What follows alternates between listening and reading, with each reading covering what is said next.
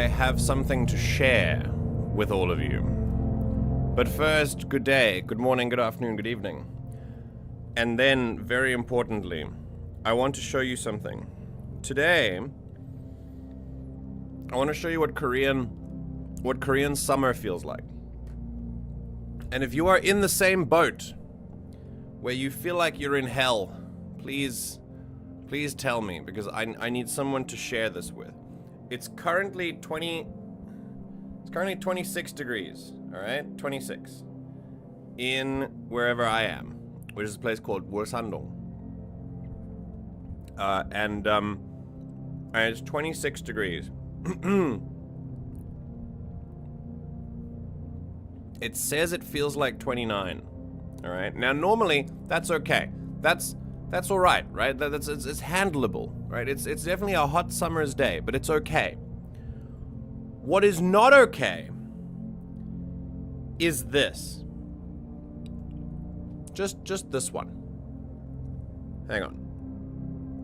That one, which I don't know if you can see properly, is what's not okay.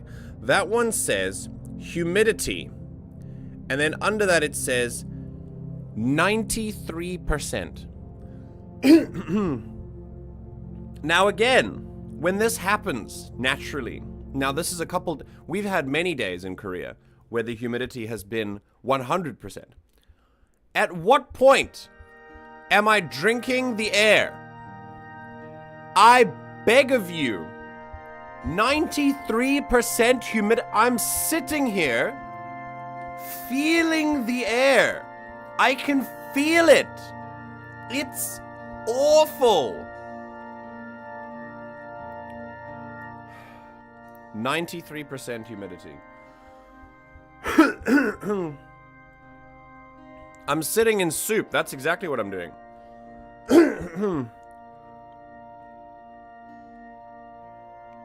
I'm sitting here and sweating. I'll wait for my aircon to kick in, but holy shit, dude.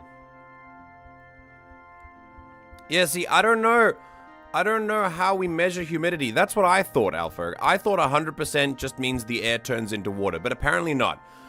Apparently 100% humidity is like maybe parts per square, like parts per gallon, or like, I don't know. I don't know, but either way, it's 93%. Say hi to the Millennium Falcon. And be ready for a stream. Jesus.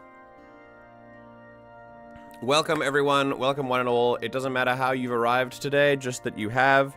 I truly appreciate your presence here today. For this episode of the World of TTRPGs, we're going to be doing really whatever you want. I usually go down into Reddit and we read some stuff. There's some 1D&D stuff. If anyone wants to hear about the new D&D edition that's coming out, there have been some new class updates that have happened. It's like a complete revamp of everything, so we can look at that together if you like. Really, it's up to what you guys want to do with regard to TTRPGs. We keep things fairly open in this one. Yeah, if you have any stories you want to share, or stories you want me to share, questions you want to ask about TTRPGs, things that you want to talk about, feel free. If there are topics you want to cover, all things tabletop role-playing. If you'd like to learn about it, that would be totally cool as well. But yeah, 93% humidity. Welcome, everyone. I hope that you are feeling okay today, and if you're not feeling okay, that is totally fine. Make sure that you are staying hydrated, please. I certainly am. And even if I didn't have a glass of water in front of me, I could just be moisturized by the air. And make sure you're being kind to yourself. If you haven't given yourself a compliment yet today, make sure you do. Just a small one, maybe. Make yourself feel a little bit better. If you would like to join me in voice chat today and talk about TTRPGs, you are more than welcome. I am here. Just know that your voice will appear on stream. And if you haven't joined the Discord yet, you should. It's a lovely place, full of lovely people. We're a nice little neck of the woods. No matter if you are active in chat, if you're not active in chat, if you're lurking, if you're watching the VOD, if you're watching live, it is just lovely to have you here either way. Thanks for making me a part of your day. And thank you for allowing us to have these experiences together. That is the purpose of them. We are in officially the second half of the year. It is the 2nd of July as of the time of streaming this, and I am of mixed minds about it. Firstly, Hewan and I did did our monthly budget yesterday, and we like did a new month's budget because it cycles on the 2nd.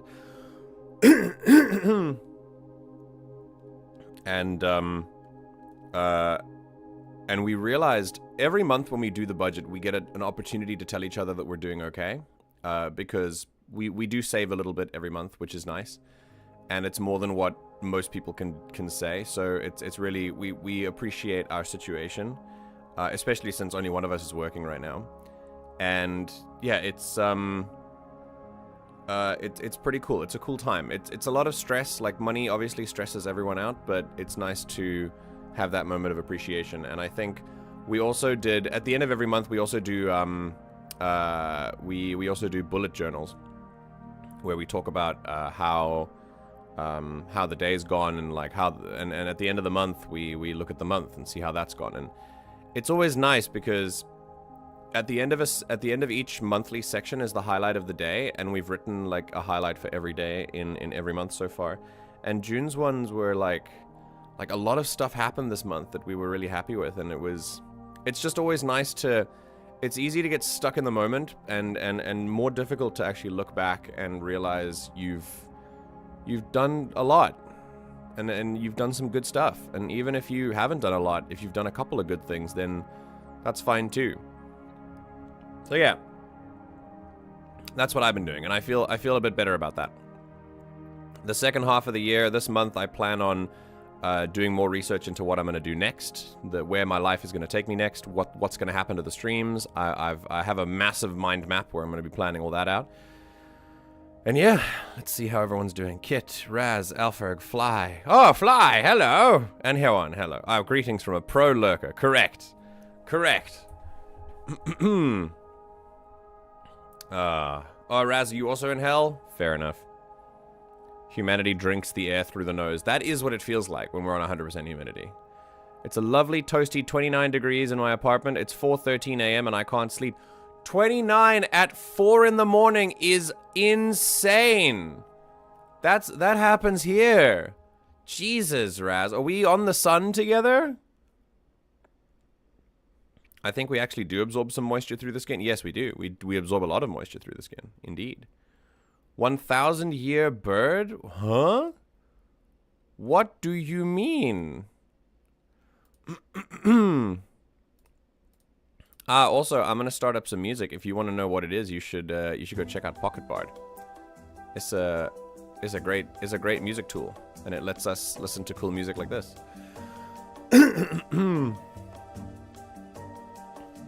We could talk about Die in depth. Now you have access to the PDF. We could do that. Oh wait, I have access to the PDF.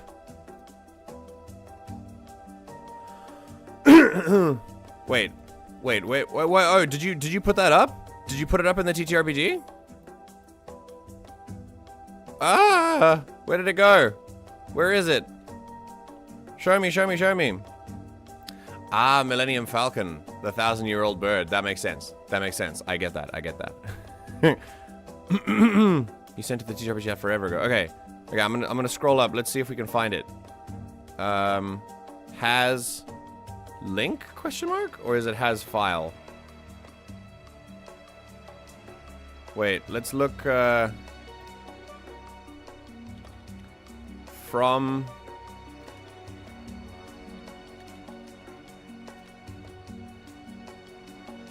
Wait, there's no from anymore? Yo! Brother! Wait, this is important. Hello, Alferg. There's no... Discord has removed their from query. So you can't search whether someone took, like, sent a message. What the fuck? Why would you do this? What is the point? What is the point, Discord? I was trying to find a message from a particular person a little while ago, and I couldn't figure out how to do that command. There's no more from query anymore. They've taken it away. That's bullshit. Oh, I hate it. I've pinged you with a reply to the drop. I see this. Okay, let's go. Yeah, let me go do this. Right. Yeah, we're gonna take a look at Die. Let's take a look at Die. If you don't know what die is, enjoy. It's apparently it is a very, very interesting RPG. Before we get started on that, I will be right back. Sure. No worries. You go ahead and do your thing, though. Sure. I will. Okay. Oh, this looks very cool. Oh my god, it's a 400-page PDF. We're not gonna look through the whole thing, but we will look through a little bit of it. Okay. Totally not a refresher course on die for myself, so I can hopefully start up a game in it. We shall look at let's see if we can skim over it and get that ready for you. Joke's on you, it's Ray. I've hijacked your mod team. No! Fly! Give her back! Give her back!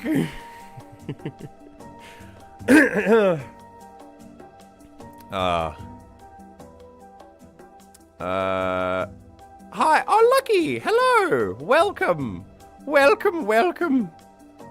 Are you familiar with TTRPGs? Because that's what we're doing today. We're discussing them. And if you're not, what a great time for you to get yourself introduced to them.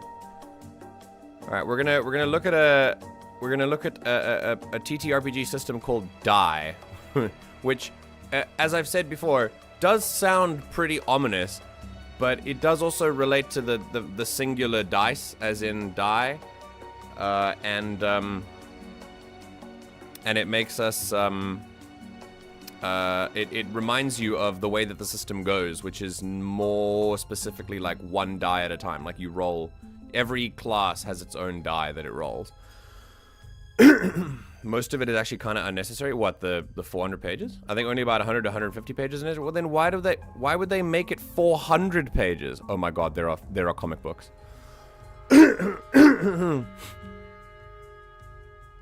There are literal comic books here. This is crazy.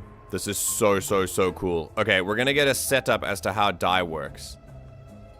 Yo, we're gonna read the comic book? Okay, we're gonna read the comic book. This is sick. This is the die RPG. Die or dice? That, yes, exactly. Dice is many dice. Die is one die. Like, if you have one dice, it's called a die. It's very ominous when you learn what it is. Yeah. So much of it is for alternate ways to play. Okay, cool. Well, let's have a look. I'm about to shock your screen with die. We're gonna have a look at it together. And I think since all the pages are the same width, we can shorten things. Let's move that a little bit. We can move that a little bit as well. And we can move that a little bit. And actually, yeah, this kind of, that stays the same. Very cool. We can do that. We can put me in the corner there. Nobody puts baby in a corner. Very nice. Die. It's made from a comic series. Yes, it is, and we're gonna learn about it together. So here we go. This is the RPG system known as Die. Alfred, are you back? Are you ready to begin?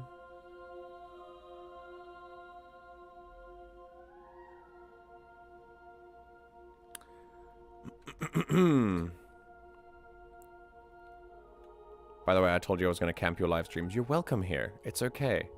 You don't have to feel like it's a special thing. I'm more than happy to have you here. Un minuto. All right, very well. Well, let's have a look. Just scroll around a little bit. So it is a role-playing game. Lucky, have you played tabletop role-playing games before? Have you played this kind of stuff like D&D, Dungeons and Dragons and stuff like that? I'm very interested.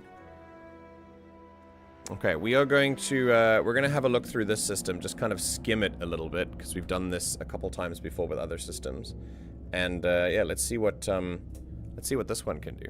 You haven't tried it? Okay, well, this is a great opportunity for creativity. If you are someone who likes to, like, you know, play a little bit of fantasy as other characters and roll dice and tell stories with your friends and stuff, this is a great place for you to do that. This using these systems like TTRPG stuff, it's a place where you can tell really cool stories with your friends. That's pretty much what it is. There is a content warning for this. There is some this is a fairly darker tabletop role-playing game. I don't think there's like a lot of violence in this actual PDF, but the role-playing game itself is quite dark. But I have been told that it's a good one, and we've read about it a little bit, and it seems good. So here we go. Let's read the synopsis. In 2016, I had an idea for a comic. This is Kieran Gillen in London. A group of teenagers in the 1990s get dragged into a homebrew RPG. 2 years later, traumatized, they find their way out. Now, so it's like Jumanji, but in RPGs. I remember this. Now, 20 years later, they're pulled back in, and we compare their teenage fantasies with their adult realities. It'd be a melancholic love song to a form I adored, asking, why do people long to spend their time in imaginary worlds?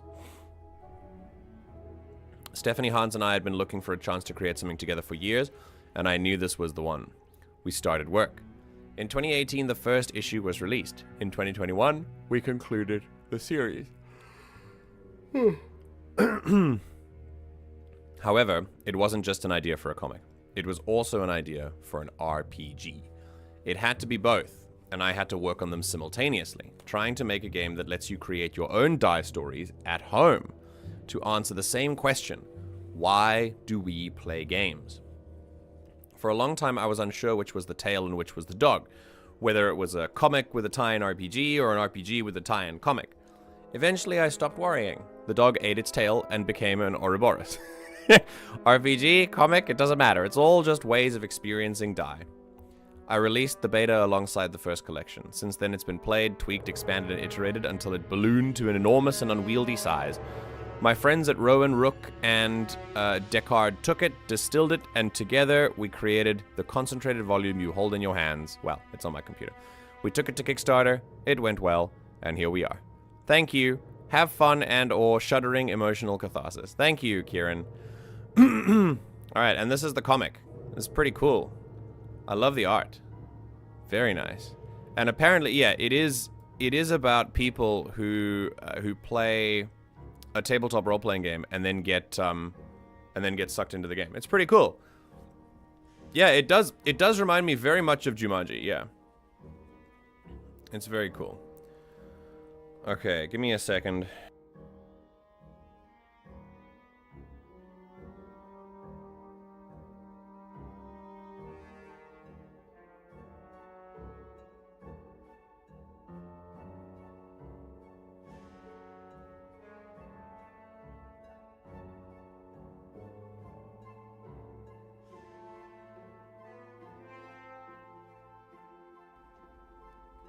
Right. It went well is an understatement. Yeah, the Kickstarter was wildly successful. I remember hearing about it. It was very, very successful. Okay.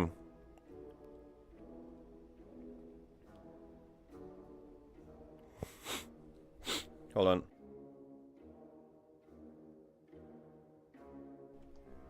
Okay.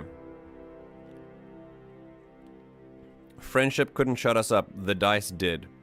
Ian solemnly handed them out. It was a done deal. We were all going to play. Though some of us were good enough to at least make polite protestation. Is playing this really in the best taste? It really isn't. I love it.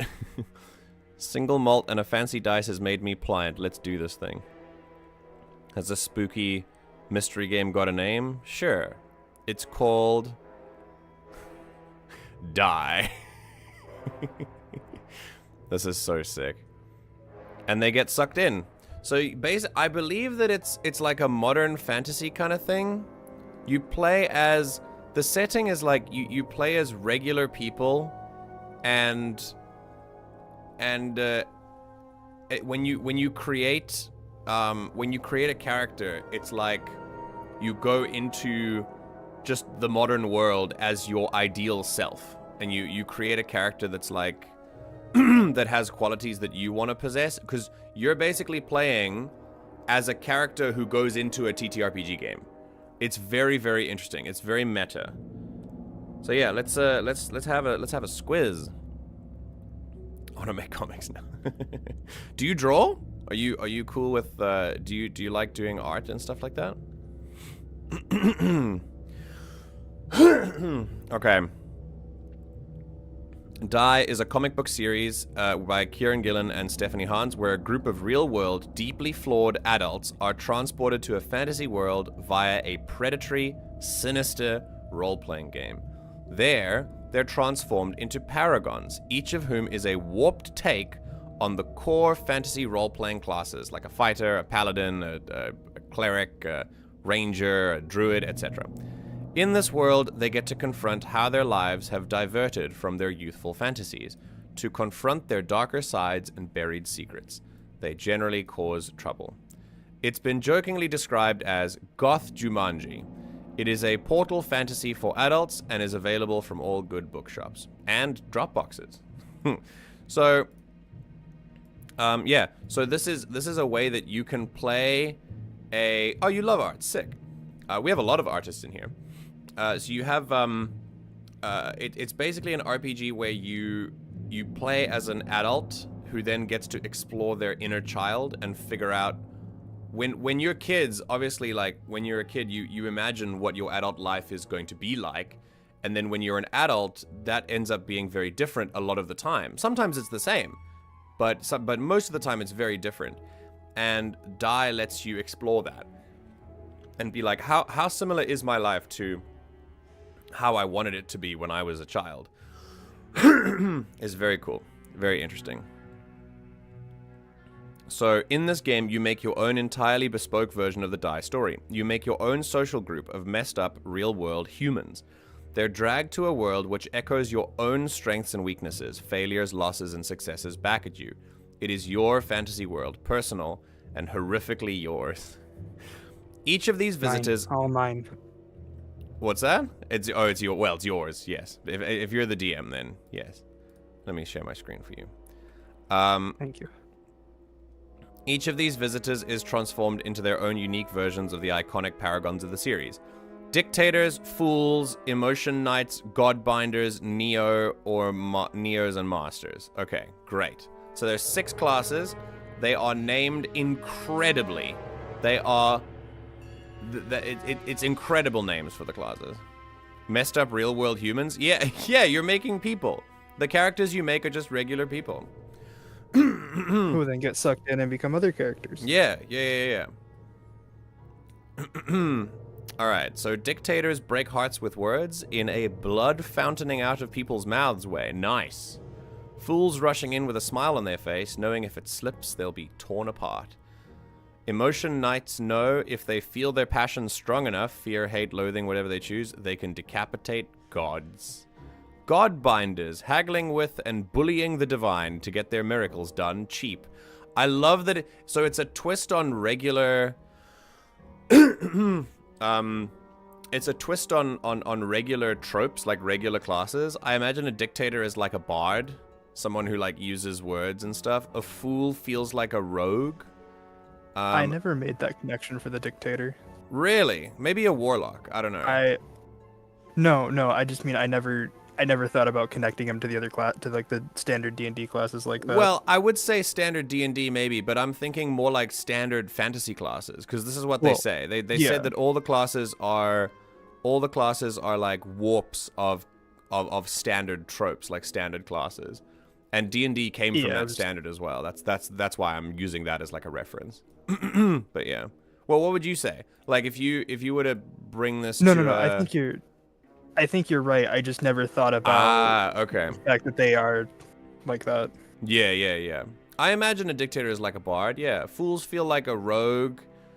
Emotion Knights, kind of like a paladin maybe, or a barbarian almost. Godbinders would be cleric / paladin. Maybe even warlock as well. Yes. Yeah, I would say warlock more similarly. A Neo sneaking into a Prussian dragon's lair to steal enough fair gold to power up their techno-weaponry enough to kill the bastard thing. That sounds like a rogue as well. So how would I say fool then? Maybe fool's a different kind of bard, I don't know. Even masters, shuffling reality, knowing if their cheating gets caught, they'll have to suffer torment for breaking the rules. Yeah, so you can't match these to D&D classes, but I do like that it does feel like you can. It does feel like you can sort of liken them to things that we know, which is what the intention is. Your fantasy tropes. Yeah. In the end, a decision. Do the visitors go back to their real lives? And if they disagree, how will they come to an agreement? Can they settle things like grown-ups? Or are swords and spells going to settle this? Because everyone knows the dead don't get a vote. Will the game continue, or will the game end? You and your friends decide. Also, if you're in the Discord, my Discord status directly comes from this book somewhere. I just forget where. What is your Discord? Oh, Catharsis at Sword Point? Very cool, very cool. Okay, well, we'll figure that out. Let's see if we can find it. Alrighty. So, what is a role-playing game? Google actual play RPG. Watch a video for a few minutes. That's a role-playing game. For the vast majority of its playtime, Die is a conversation between everyone at the table. Players describe what they want their characters to do. The game master generally says what happens. For actions which are uncertain, the rules of the game are used to ascertain what happens. Fun is had. This is probably one of the best descriptions of a TTRPG that I have ever encountered. It's so succinct. I love it. I've always described it very similarly to this. I like to describe it as an exercise in collaborative storytelling that is decided by whatever rules you agree upon before you start. And then obviously there's the role of the players and the GM. But it's very cool. A Prussian dragon. I'm just imagining... I'm just picturing a dragon in a pickle harbor and wearing a monocle. Yes, that's exactly what a Prussian dragon is. Absolutely. Is there going to be a part 3 Slay the Princess? Yes, of course! Of course! That's going to be on Thursday. We would never not finish that game. Are you kidding? Absolutely we'll finish it. Okay, so how to use this manual. Finish off this chapter, then read chapter 2. This is all you'll need to know for play. If you fancy finding out about the heroes of Die, read chapter 3. If you aren't a GM, you probably shouldn't read anything else. If you're the GM, all you need to know is chapter 4, Rituals. This is everything you need to play the game. Everything else in this book is additional, introducing new tools, advice, and other ways to play. Chapter 6, chapter 7, chapter 8, chapter 9, chapter 10. Okay, cool. Yeah. So just to point out, if you notice, this isn't written like your standard TTRPG manual. This is very much written as if somebody's talking to you, and I love that so much. When we read about this the first time, I think that was my first main takeaway, that it was written in a very real way that made someone feel like we were having a conversation about it, which is great. Someone being very self-aware that they've written a 400-page PDF, but you don't really need to read all of it, is really good. And knowing exactly which parts are very important and which parts aren't can help someone who gets really intimidated by 400-page PDFs to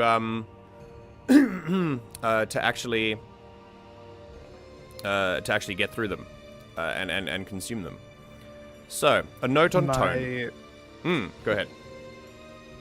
My favorite part of this book are the multiple references to Lord of the Rings. Oh, really? Are there a couple? Very cool. There's like 5 or 6 at least. That's very funny. Okay. A note on tone. In Die, you create a bunch of real-world people and then drop them into a fantasy world where the recesses of their inner lives are externalized and confronted or succumbed to. Old school bullies as literal ogres. Distant, disapproving parent figures as distant, disapproving archmage mentors. That lost love as the elf regent, promising your happiness as long as you abandon reality and stay in this fantasy realm. Oof. I love this, because, I mean, you're creating characters that have these flaws, but you might also have these flaws, and it could hit you in a very personal place, I feel, which is, I think, the point of TTRPGs. This can be a serious game of personal trauma and loss, akin to the darker recesses of Die the Comic. It can also be lighter, about real-world people dealing with the ludicrousness of a fantasy world. Die can be a game about an adult finally coming to terms with their identity, and it can be about the nerdy teenager absolutely delighted by being able to throw fireballs. It can be all of the above. If I'm running it, I move freely between all poles. Your group decides what your game looks like. Make it yours. And I like this. It's, yeah, I like this a lot. Again, because it feels like I'm being spoken to and like I'm having a conversation, which is great. The phrasing is very satisfying. It is written by someone who I feel like knows how to write, and that's good. That's very good. Is there going to be murder? Yes. I think there is. It depends on what you want in the game. They have said here that if you don't want there to be murder, then there doesn't have to be. It can be a purely fun game that is completely murderless. Or you can have lots of murder. It really depends. Depends on what game you want to play. And then there's a nice little side note here. In Die, the characters are meant to argue, but the players aren't. You're all in this together to tell the best dramatic story you can. Play nice with each other and use the extensive safety tools provided later in this book. They have safety tools? Yes! Oh. And they are very good safety tools. I From what love I remember. safety tools. Good. Very nice. We got to make sure that everyone at the table is fully comfortable with what we're doing. Especially since... Yes. Especially since when we get to the Paragons, which are the classes for this system. Especially the Dictator, I imagine. Yes. Because if we get there, we'll get there. Yeah. I think I want to read, I want to read the classes mainly for this. I'd like to go into the different classes. So, before we go down into classes, which I believe is happening here. Oh, this is spoilers for the comic. That's pretty cool. Yeah. So we're gonna go into the classes now, and have a look at what they're like. But I think if you were to ask me what my most important piece of advice for anyone playing a TTRPG would be, the magic word is communicate. Just communicate. Open, honest, direct communication. Clear communication as well. And it's about everything. If you're uncomfortable with something at the table, communicate. If you enjoyed something, communicate.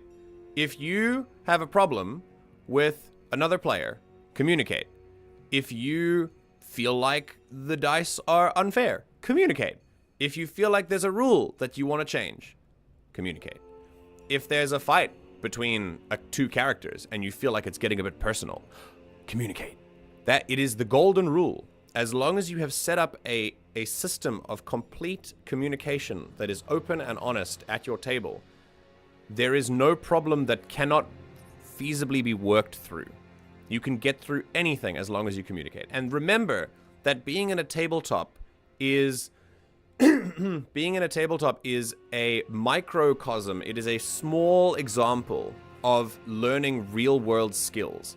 Sometimes it can be used as an escape, but it is through that escape that you feel emotions, you experience things, and you learn stuff, so that when the game is over, you can apply that stuff to your real life. And communication is possibly the most important one. Absolutely. Step one is communicate. Always. Always, always, always. And if you have trouble learning to communicate, watch Bluey. Yes, correct.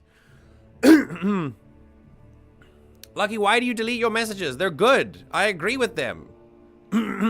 Also, this red note on the side to say like that you're in this together is an example of that step one. Communicate. It's reminding us that we are it's reminding us that we are in this together, that we are a collective group telling stories, and that even though the characters fight, we can't let that translate into our own lives. That's why I make a very easy distinction between what some people might call IC and OOC, which is called in character or out of character, or what I like to call above table and on table.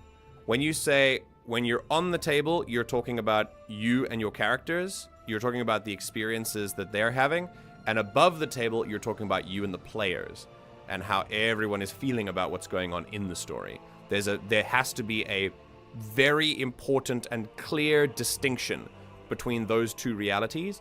If you blur them, things get personal, and that's not good.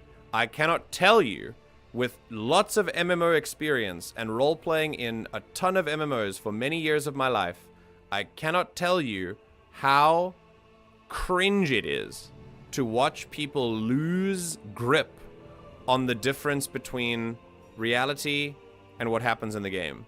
And they think that there's this blur. It's very easy to get slipped up in that, so make sure you don't.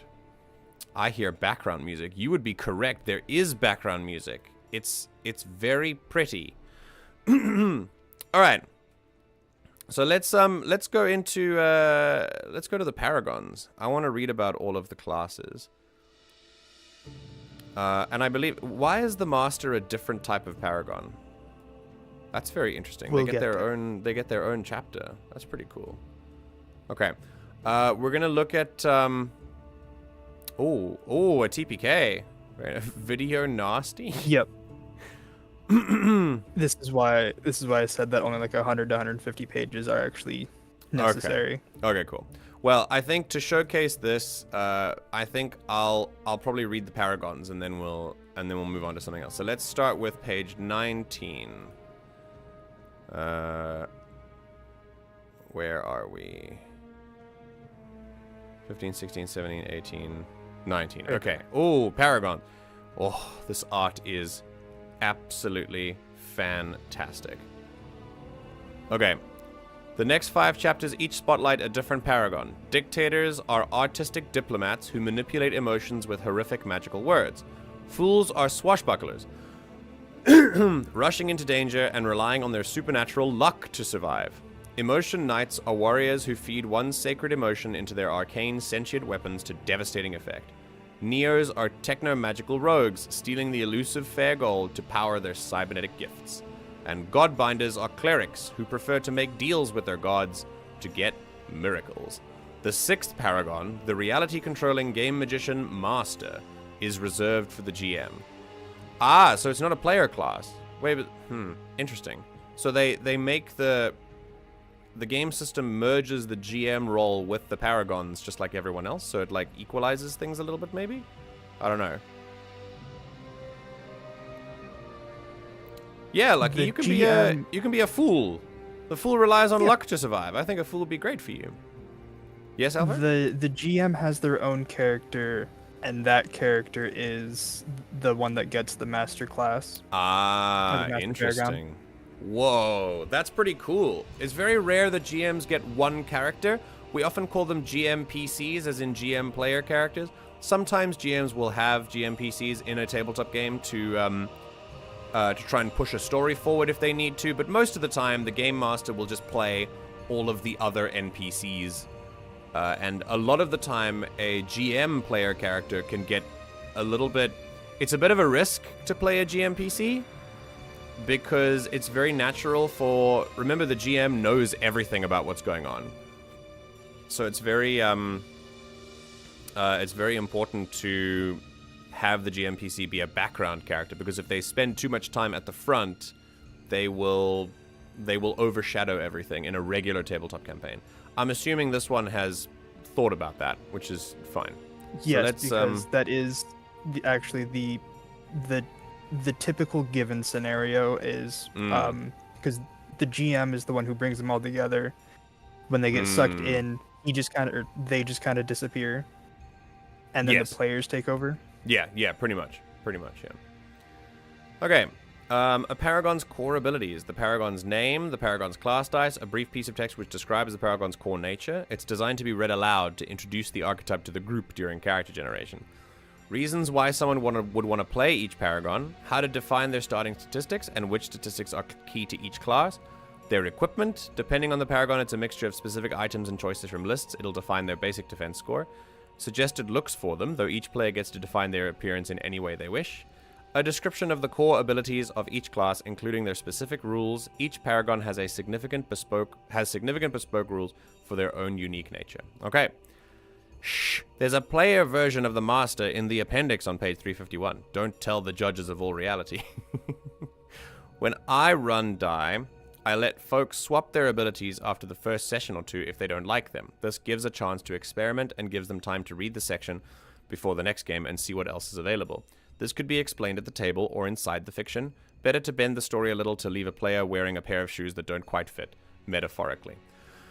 This is an absolute masterclass of how to communicate very important side rules that are just as important as the game itself into a TTRPG PDF. I love these little red sections. And this rule happens to be just as important as the other one about communication. Remember that the game is only worth doing if everyone at the table is having fun. If there's someone who's not having fun, we have to change something in order for them to start having fun. Sometimes that includes themselves. Sometimes they need to change something about what they want in a tabletop RPG in order to have fun. But sometimes we need to change something about what they're doing in order to have fun. Sometimes a player will choose a class and say, you know what, I don't like this class, but they don't feel like they can bring that up to the GM because then they have to change a lot of stuff and they feel like it's a very big burden and that it's very uncomfortable to change the class. That is why we set up communication immediately before the game starts so that everyone can feel safe bringing that up to the GM and saying, hey, I'm not feeling this right now. Can we change a character maybe? Can I pull that character out and bring in another character? Or can I change the class for this character? Because I like the character, but maybe the class isn't fitting as I intended it to be. Can I change it to something else? And it is on you, I believe, as a GM to say, sure, let's do this. Let's alter it to make it more fun. I think the GM... I absolutely think this is part of the job description of the GM to make changes to accommodate players. 100%. Because it doesn't, at the end of the day, it doesn't really affect your story in a way that you cannot adapt to by changing someone's class or by changing someone's species or whatever. Something can happen. Okay. I'm eating hot dogs right now. My dog is eating drops on the floor. What kind of hot dog are you having? All right, let's read about the different paragons. Okay, so this is advancement. Characters get more powerful the longer they're in a game. Die is written to work entirely well without any character advancement at all. Whoa! That's so interesting. So you have like, whoa, interesting. Okay. When your players have achieved a major goal, the Paragon's dice burst into life and they gain new abilities. Cool. I like this a lot. So leveling up doesn't happen so the game is designed for you to play it without leveling up, but if you want to level up, you can as well. That's pretty cool. I like that. Okay. Yeah, die campaign advancement, playing in a world without 20 regions. Huh? So okay. Yeah, go on. This is part of the very ominous bit of the reason why I said the 4 W's and the H. The world of die is a D20. Oh, right. Everything about this game revolves around the D20. Very so when interesting. your levels, you have a level map, and as you level up, you advance through that map. Interesting. Okay. And the map is the net of a D20. That's so cool. I like that a lot. Okay. All right, let me go. Ah, here we go. Yeah, so you start here. This is a map of a D20. That's so sick. So... Ah, this is the Neo advancement. So every class has their own advancement map here? Yo! Ah, this is so cool. So cool. I love this. So this is your level up map. So you start here. When you level up, you get a new gift. And you can choose to go up down here and get a new gift, or you can choose to go here and get a new gift, or get an upgrade, then another new gift up here. And you can keep going until you get these ones. That's so cool. I love that. Yeah, you can kind of do this. That's pretty cool. I like that a lot. But you have to connect with yeah, you have to connect with like a side, which is pretty interesting. Yeah, you can't share a tip. You can only share sides. Makes sense. Advice for life. Planning your advancement choices. Don't be secretive about the advancements you're planning to take. Many advancements involve interacting with the group and adding to the fiction in major ways. If a player tells the group the direction they're heading, this can be more easily integrated as an element. I agree 100%. If your ability is going to let you take over a kingdom in a couple levels, don't be shy about it. That would make a great climax to an adventure. This is something that I think would be really good to remember for another tabletop role-playing game. Secrets can be very valuable storytelling devices. They can be very powerful. It can be very effective to have a secret from the rest of the party that you can reveal at a narratively appropriate moment that makes everyone at the table go, whoa, and it can be really, really fun. But do not let your fear of taking that fun away stop you from being open about your intentions as a player at the table. It is okay, totally and completely okay, for a TTRPG table to be completely and fully aware of everything the player wants the characters to do and every secret that characters have. If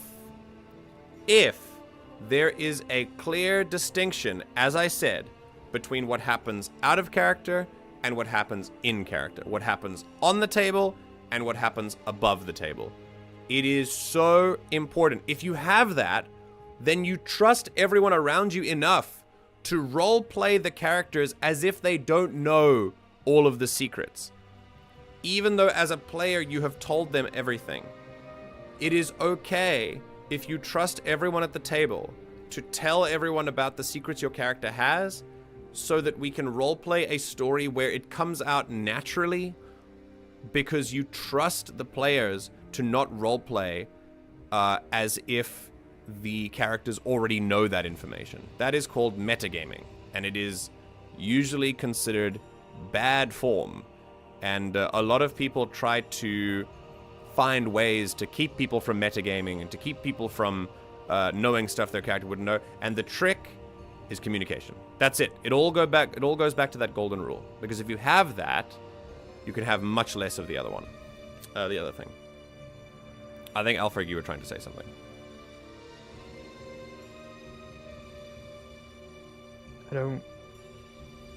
If I did, I don't remember.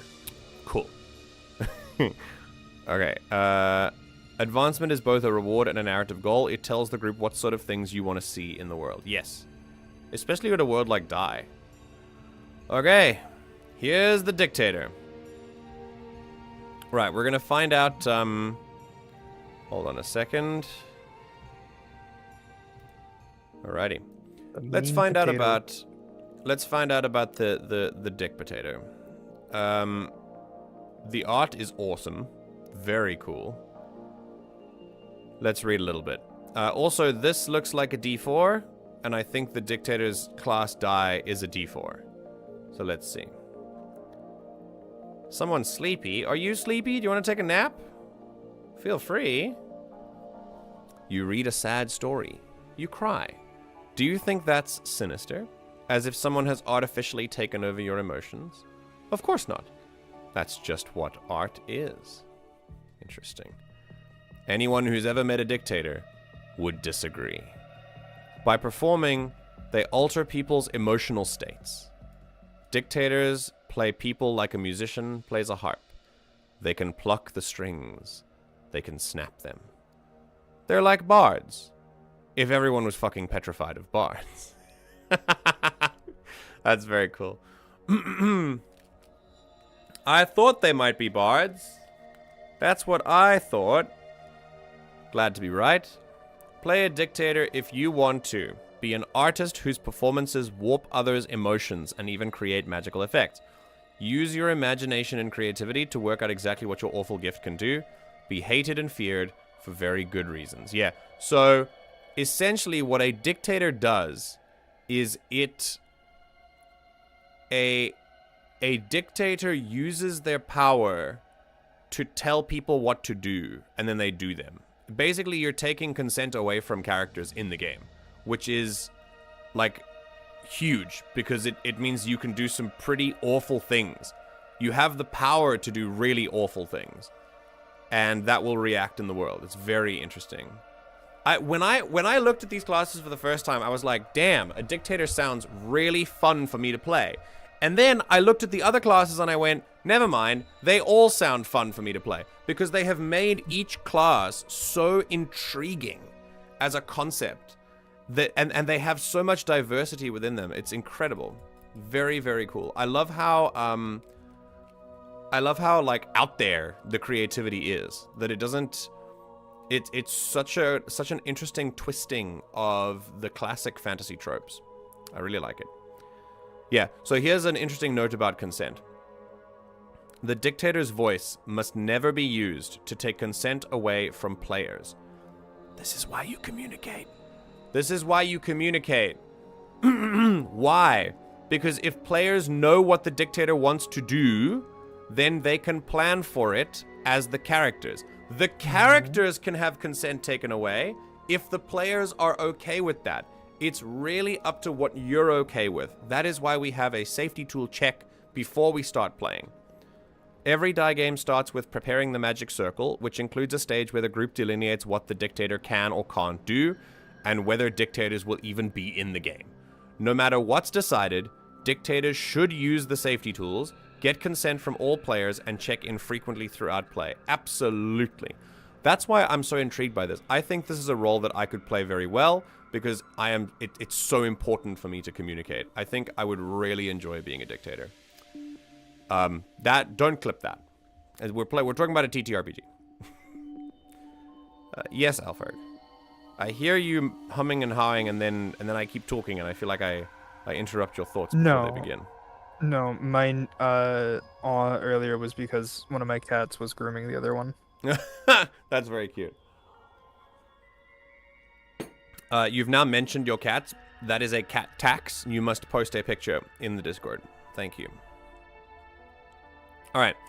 Who are the dictators? They're people who get by with their mouths and wits. They're all artists, or at least consider themselves artists, but there are many kinds of artists. As well as bards and storytellers, they can be officers and spies, diplomats and courtesans, social butterflies, and assassins. You can find inspiration for your dictator from everyone from Grima Wormtongue whispering in the ear of Theoden, Lord of the Rings reference, Scheherazade whispering in the ear of Sultan Shirar, to Talleyrand whispering in the ears of any monarch with an ear in Europe. Dictator can be played like a hammer, creating obedient servants, but that's only part of them. They are artists. This is tricky. Other classes have abilities which firmly state what they can do. Dictators have to work out their limits. There's a different version of this manual where there's specific abilities to make someone so afraid of reality they create a portal to another world, or their body is so disgusted at injuries it heals instantly in response. Instead, the game gives you this open-ended toolset of emotions and ideas. The dictator is about being an artist. Following a checklist is the opposite of being an artist. Don't worry, you'll kill it. Also people, but you can't have everything. Alright, so all stats start at 2. You have 2 points to increase any stats you wish. Dictators benefit from a high charisma score. Alright, so we get stats like, I'm assuming, strength and stuff. We haven't read about them fully. But a 2 and a +2 seems fairly normal. Let's see if we can scroll up quickly and see about... let's read some of the strengths. The stats we talked about. Something here.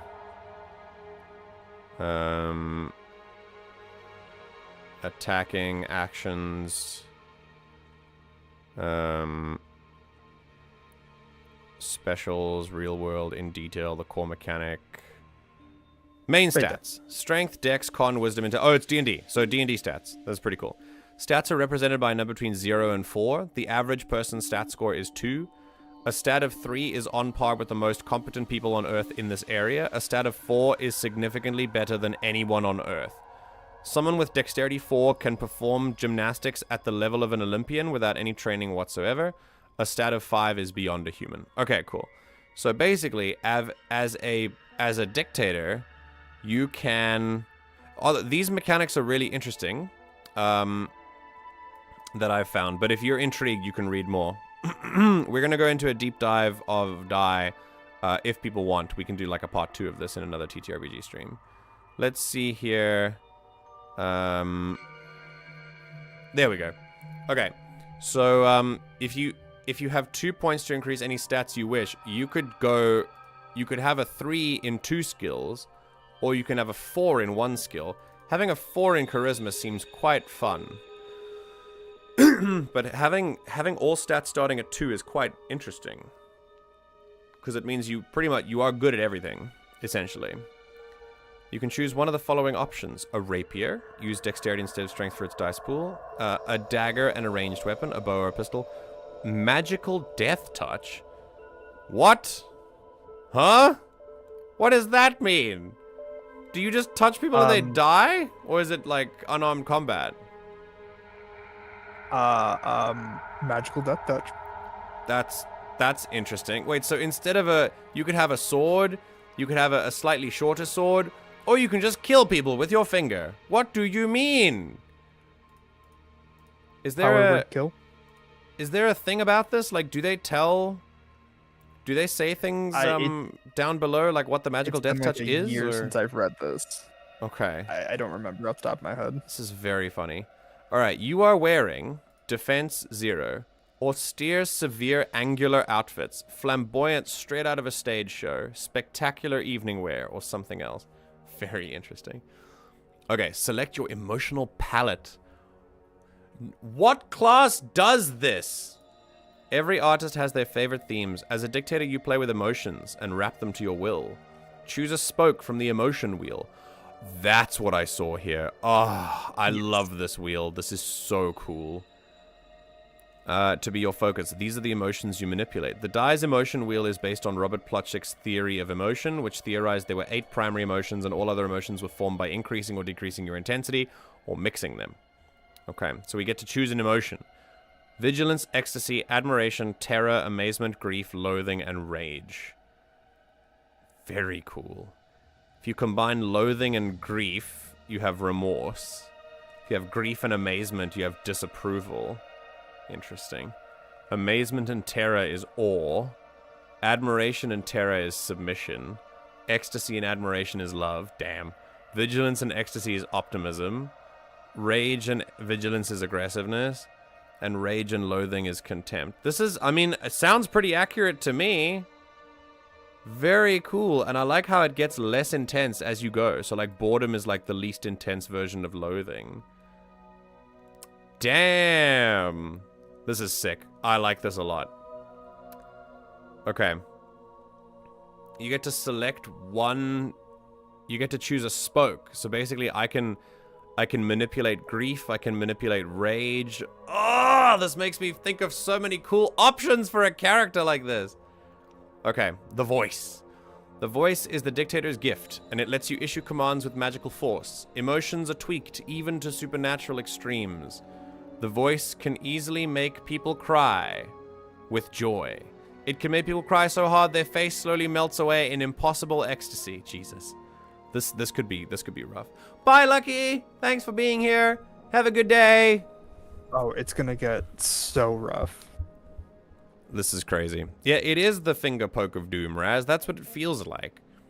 When you control emotions, you merely speak commands aloud. This is your performance, your art. But something gives you away and people will realize you're a Dictator. What is it? Strange facial scars appear. Possible to whisper, visibly obvious. Demonic loud voice. Impossible to whisper, not visibly obvious. Strange smells emerge from your mouth. Not visible, but a scent lingers, or something else. Ah, okay. So you can choose. So you can either say, like, there's got to be something to do with the 5 senses, it feels like. You can either have a strange smell, or you can, or you can't whisper anymore, or very interesting. Very, very, very interesting. Okay, performance. When hearing the voice, the target knows what is happening. It just doesn't matter. That's cold. Just because you know an emotion has been created doesn't mean it's any less of a real emotion. It's likely an emotion more powerful than the target has ever felt. There are two ways the Dictator can use the voice: to control or to attack. The voice is used to make characters perform actions, remove their agency, and generally stop them from making their own decisions. Or to attack. The voice is used to actively hurt someone or to stop them hurting someone else. This is so potentially creepy. You will decide in the Magic Circle ritual at the start of the game what will be possible and what you'll be able to try and control or attack. The standard way to play die is that you can't use the voice to influence personas, but you can use the voice to attack them. Either way, to use the voice on another character, pick the emotions, say what you're saying, and roll the charisma dice pool, including the d4. However, it's not calculated like normal. The number on the d4 indicates the number of successes. Each other success you roll in the dice pool allows you to modify that, with each success may be used to increase or decrease by 1. The final number of successes is the intensity of the emotion and used to determine the effect on the audience. Pass the d4 to a player whose character is being influenced by the voice. If you want to use your powers on someone else, you must first reclaim the d4. You can do this instantly, and doing so ends that previous compulsion. Cool! When trying to control, the Dictator is left to think of clever uses of their emotions. The useful formula is choosing an emotion and a target. Be aware that while the effect may be negative, it need not be. When trying to attack, the Dictator merely has to say what emotion they're using and whether they're trying to kill or merely incapacitate. This is crazy cool. I really like this. Emotion control reminds me of the abilities of the Malkavians in some of the older versions of Vampire the Masquerade. Yes! It very much does. Very interesting. Yeah, Alfred, what were you saying? Here, the next part is my favorite for the Dictator. Okay, well, we'll see. For now, you can notice that there's a d4 here. This is your die, your class die. This is why the system is called die, because every class has their own special die. The Dictator is the d4. And it's pretty crazy that you could just roll a d4 and that's the number of extra successes you have on the roll. Like, that's insanely strong. No, the d4... So if you go back to the emotion wheel... The number of the d4 indicates the number of successes. Yeah, not extra successes. So if you notice, there's 4 levels. Every success that you roll from the d6 pool, you can use to change the number of successes from the d4. So if you roll a 1 on the d4, they'll only feel the outermost level of the emotion. Oh, okay. If you have a d6, you can make them. You can add that success and make them feel the second most. Okay. So if I rolled a 1 on the d4, I could do Serenity. But well, hang on. I roll normally, so each other success allows you to modify that. Okay. Yep, modify the d4. So if I roll a 1 on the d4 and then 2 more successes, can I increase the wheel up to ecstasy? Yes. Okay, makes sense. No, that's what I mean. It does the same, because if I roll a 4 on the d4, then I go straight to ecstasy, and then I don't have to do anything else. Yes, but if you don't want them to feel that level, you can use a d6 to decrease it. Ah, you can go down if you want to. Interesting. Okay.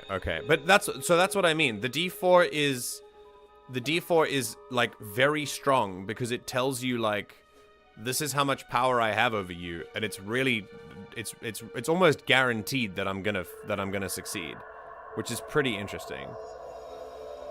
Used to play a Malkavian. Oh, cool. I love Malkavians. They're very interesting. I've played quite a lot of Vampire. I played as a doctor. I think he was a Tremere, a blood mage. He was a new vampire. He was playing a doctor, and he was like I'm in conflict about drinking blood when I'm a doctor. I have to like drink blood packs, and it could be people who need that blood. He also used to drink from the people he operated on. And just little bits at a time, so that they don't notice. It was very interesting. And I also played a werewolf before in another game. That was a lot of fun as well. Okay. Right.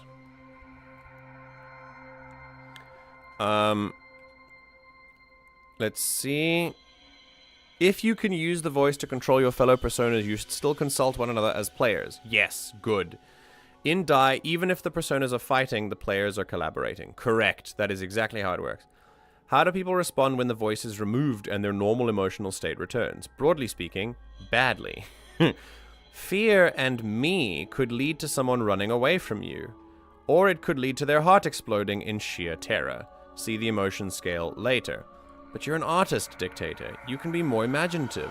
What could fear and failure do to someone? Only one way to find out. Very interesting. Okay. Critical failure. If you roll a critical failure, you're unable to remove the emotional state. It's permanent. You've broken someone. That's creepy. Ignore the D4 when calculating whether something is a critical fail or not. Very interesting. Performing for multiple people. If you're trying to perform for more than one person at a time, remove a success from the pool for each extra person. Okay. Alright. There we go. The audience. The target of the voice is known as the audience. The number of successes the Dictator rolls is how powerful the audience feels the emotion, as described below. They feel it enough to influence them. They feel it intensely. They feel it as intensely as most people ever feel it. And that's only 3 successes! Number 4, if we're talking love, more than you've ever loved your partner. Crazy. Number 5, all-consuming obsession, often the further reaches of madness. And if you get 6 or more successes, supernaturally intense emotions beyond anything in reality will likely have miraculous effects. This is scary. This is very, very scary. The scale of emotions is also used by the Emotion Knight. While both classes create different effects, they're dealing in the same fuel. Very cool. If using the voice to control, each level of effect will give a disadvantage on doing something against the compulsion. If the effect would help a task, they gain a single advantage for any number of levels. If the Dictator was using their voice to attack the audience suffers this number of disadvantages when trying to attack anyone. If you were using the voice to control and the target's willpower is not matched or exceeded, they will still act in accordance with your compulsion unless they resist with a wisdom roll. If the level exceeds a target's willpower, they're absolutely overwhelmed. If your aim was to control them, they submit entirely to a compulsion. If you were attacking them, they're either killed or incapacitated according to your wishes. That's crazy. In terms of effect, anything 6+ is too much. Expect magical fireworks and for your audience to die, whether that was your aim or not. Like all creators, while you can aim to have a certain effect on an audience, the audience will respond in their own way. That's so interesting. Oh, if a Dictator is attacked by another Dictator and is in a position to use the voice, they may instantly activate their voice in retaliation. Whoever creates the most powerful effect takes priority. If you generate the same number of successes, both results happen. Oh, shit! This would be fun. This could be really, really fun. An emotional nudge. If a Dictator has possession of their D4 and is in a situation where any subtle emotional manipulation may give them an edge, they may roll the D4 as part of their dice pool. The D4, rather than counting as a dice, can be used to increase any one dice in the dice pool by the amount the D4 rolls. It's cute to put the D4 on top of the dice you're boosting, like a little hat. There's not much cute about your character, so enjoy it while it lasts. That's very funny. I like this. Welcome back, Lucky. Alright, so, yeah, so you can just use the D4 without... So the voice is like your superpower, but you can use the D4 just as a regular bonus to things, like guidance, basically. That's pretty cool. I like that. Alright, what does an attack look like? It depends on the emotion. If you were using fear to attack to incapacitate... the target could pass out or fall to the floor, petrified and twitching. If you were using it to kill, a heart attack is possible, or, if it's allowed in your lines and veils, even suicide. Wow, dude. Some characters have very high willpower. This means they're extremely hard to take complete control of. However, in the narrative, they're still feeling the emotion and also suffer the other penalties. A willpower 8 character suffering a level 7 emotion has 7 disadvantages and is resisting difficulty 3 compulsions. That's not easy. Yeah, no, of course.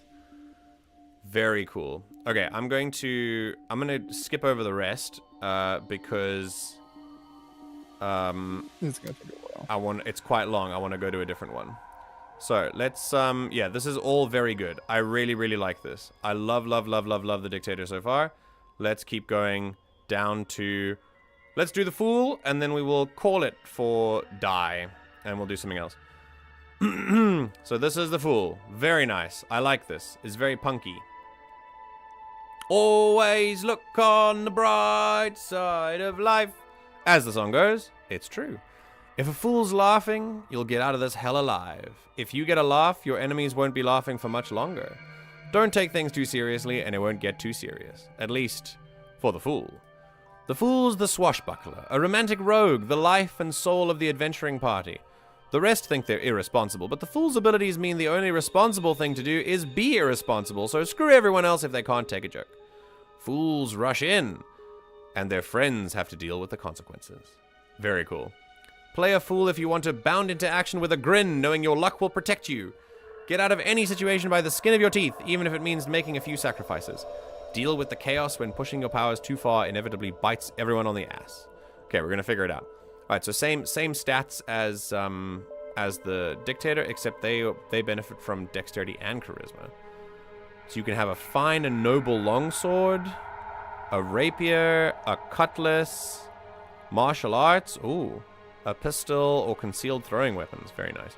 You are wearing light fabrics, exposed skin, a big grin, black leather, a deck of cards, and fast fingers, a long cloak balanced between elegantly waisted and scruffy, or something else. You may want to pick your trade before deciding on this. Yes, that makes sense. I think picking your backstory would determine what you would look like. Yeah, for sure. The Fool's Dice. Your dice is the D6. You can add it to your dice pool anytime you're acting in a foolish, daring, or cavalier fashion. In any dice pool which includes the Fool's D6, you gain access to the following special. Roll another D6 and add it to the present dice pool. That is so cool. Ah, lovely. The key word in this rule is acting in a foolish, daring, or cavalier fashion. It doesn't matter how a fool feels.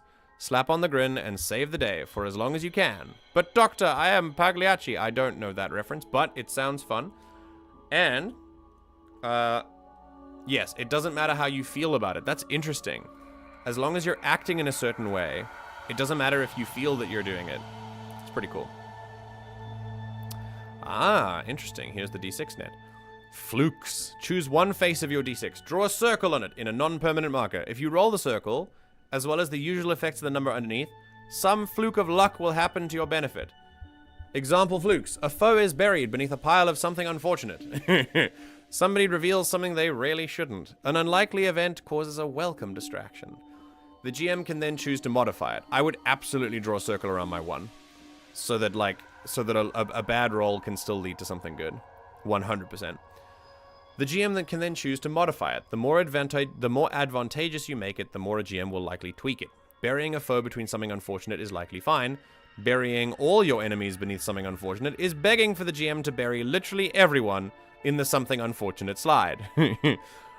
If you rolled your Fool's D6 and didn't roll a fluke, add a circle to a different face. If you did roll a fluke, erase all the circles except for one and add a cross to a different face. Whoa. If you roll a cross, something unfortunate happens to you, or more likely the people around you. After rolling a cross, erase all crosses. If your D6 is not good for drawing on, you can use a diagram to record which sides have symbols on. Okay, so the way the Fool works is every time you roll your dice... So you start with a circle, which is like good luck. And then every time you roll your Fool's D6 and you don't roll that good luck, you get another circle to add for good luck. And you keep going until you roll good luck. And then all the circles except for one go away. And then you get a cross. And then there's bad luck. So constantly throughout the game, this luck will turn and change and become good and bad. That is genius. I love that. That's very, very, very interesting. Okay, cool. When your D6 is returned to you by a GM, passing the D6 back to instantly get out of trouble the GM has put you in is called taking the piss. No ways. The GM has free reign to mess you up good and proper when they return it. Don't take the piss. If all else fails, what goes around comes around. In a truly dire situation, a fool may give up all their temporary luck to just get out of a situation alive, while knowing that sooner or later they'll have to balance the scales. If you're in a dire situation you wish to escape, hand your GM your D6. The GM will create the circumstance by which you, and possibly your friends, will get out of the situation via a piece of unfeasibly good luck. So, for example, Mel is plummeting towards the ocean at terminal velocity. It's time for all else fails. She passes the GM her dice. The GM says the water opens up and funnels them into a land in a mysterious underwater kingdom. How lucky! The GM may return your D6 at any point to create an entirely unfair event on a similar or lower scale of awfulness to your previous use. Before Mel has had a chance to make herself at home, the GM hands Mel her dice back and describes the Lovecraftian inhabitants of the city creeping towards her. How unlucky! That's very funny. If at any point before then you deliberately cause a disaster in a spectacular or amusing fashion, retrieve the D6 from the GM. Later, Mel has given up her dice again, then finds herself on a higher society meal. All is going well until Mel casually mentions they're planning to steal the silver cutlery. Silence around the room. The GM passes Mel her dice back. That's very funny. And then you can give it straight back to the GM again to kind of get out of this situation automatically. And then when the GM gives it back, something really, really wild is going to happen. That's very interesting. Okay, this is cool. This is cool. The art of a skillful fool is deliberately causing a disaster that you can choose when things go wrong and do it to create a smaller problem than you saved the group from by giving away the dice. Yeah. Yeah, this is nice. Okay, cool. So you can have a trade. All these are all like your subclasses and stuff. Make them laugh. If you or your persona do something that entertains the group or is particularly foolish, the GM may reward you and allow you to add an additional circle on your dice. Clearly, as this is based upon the GM, you are best to use your judgment. Hint, being annoying isn't entertaining. I agree. And I think that there's a series of videos on TikTok where I watch like the class. It's someone made a skit about the class clown, like where it's literally just annoying and it's not funny at all. And that's what I imagine the wrong person would be to play this kind of class. I think if you're gonna play a fool, you need to have a good grip on what could be funny and what could be annoying, and like not doing that. Very cool. Okay, so that's the fool. And those are 2 of the 6 classes. That is very, very, very nice. I thoroughly enjoy everything I've just read. I love how it's written. I love that it's written, like Alfred said, in a way that feels like you're being spoken to. I love the mechanics that we've read so far. Genuinely, it is just... This seems like a fantastic system for the setting that it's a part of. Yeah, this is fascinating. It really, really is interesting.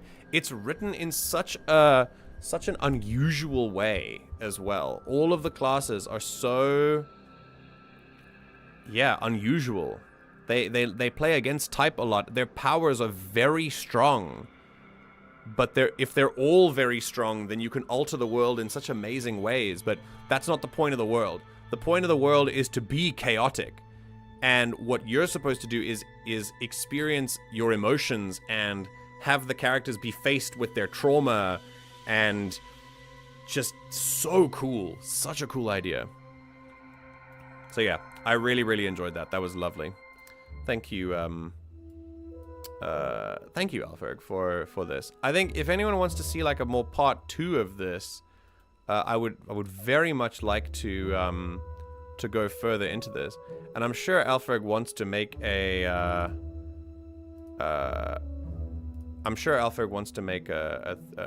game with this, correct?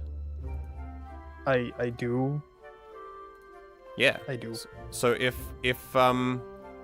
anyone else, yeah, that was really sick. If anyone else wants to participate in a short game of Die, send Alfred a message, and I'm sure he'll be very happy to provide you with a game. So if anyone wants to play Die, Alfred is your man.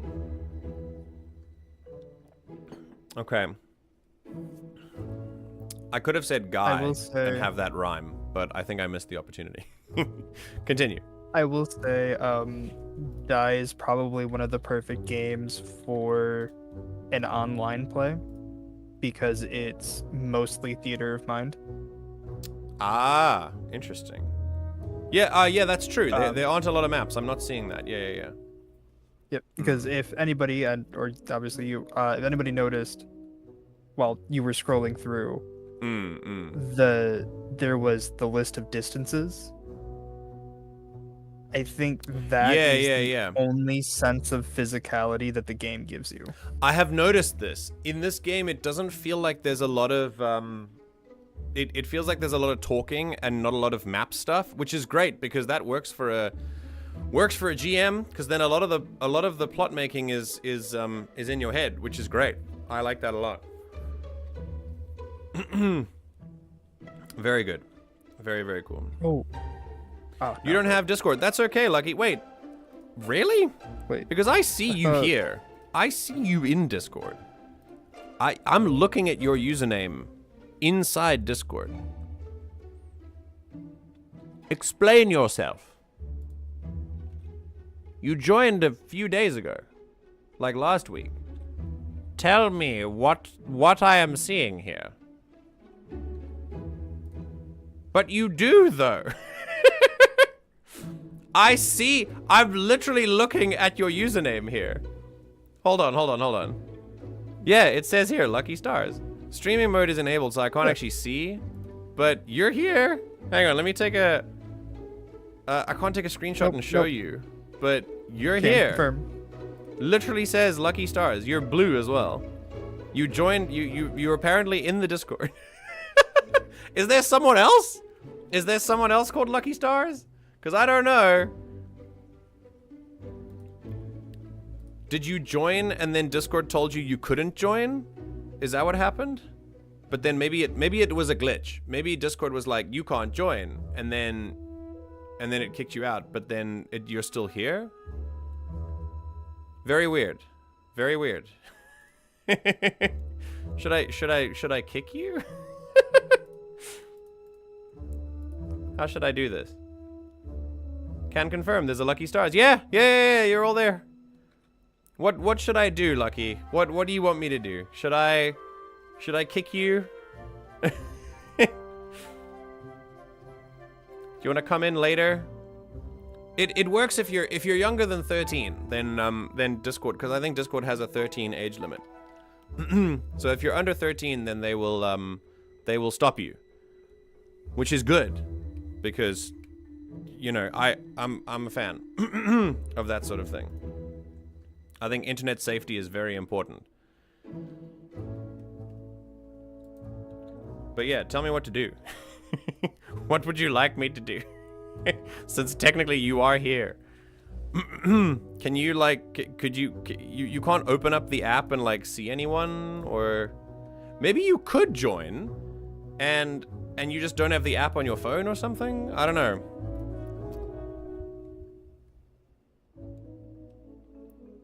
Oh, is that why?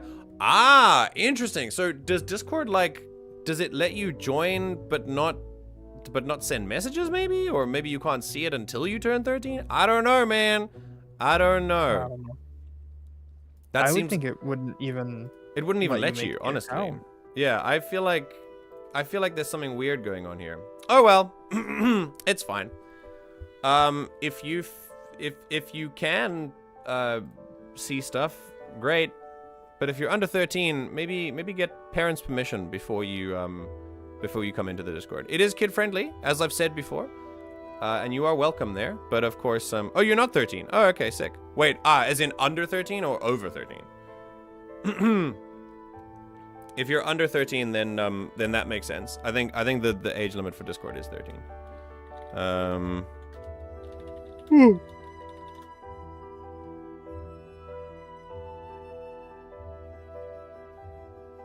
Ah, interesting. Okay.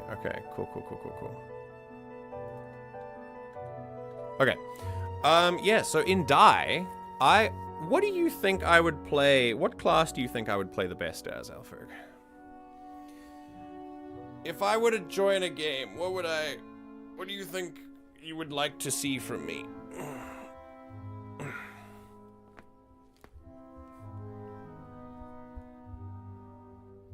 I'm thinking. Sorry. You don't have to give an immediate response. Of course not.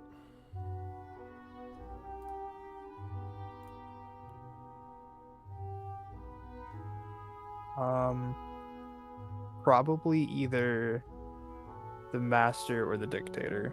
Okay. So Honestly, you're probably one of the few people I would trust with the Dictator class. Oh, well that is very nice of you. I hope I would do it justice, but yeah, I do think I would. I do have a feeling that I would do really well in the Dictator class. I think not as in well. I think I would enjoy it very well. Is what I mean.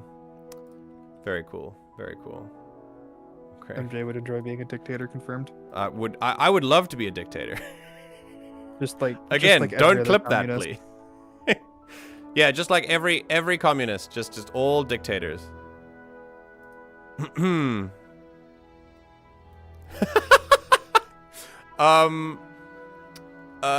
Hewan has just found the GIF of me in the no mic. If you're not part of the Discord, you should check that out. And she didn't know that existed, so she's just asked me, what the hell is this? I saw that earlier and I was like, I'm gonna ignore that. That was my first house in Korea. I was here. It was before one of my Star Wars tabletop sessions had started, and it was like just before the session. I'd just gone to the bathroom and I came back to like spy on people. They were discussing things. Anyway, yes, Lucky has been possessed by a demon. Very good. Right, the next thing I want to do today is have a look at, in the absence of anything else that anyone wants to do, I would like to go into Reddit and I would like to read some stuff about D&D or RPG stuff. Find another list of 44 rules. I wanna look at RPG horror stories. That's what I want. Oh god. Yeah, I really I want to read some kind of advice or anything like that. Let's go to. Hang on, let's see where am I subscribed to groups? Where are my communities? Brother, what do you mean? I am logged in. Hello?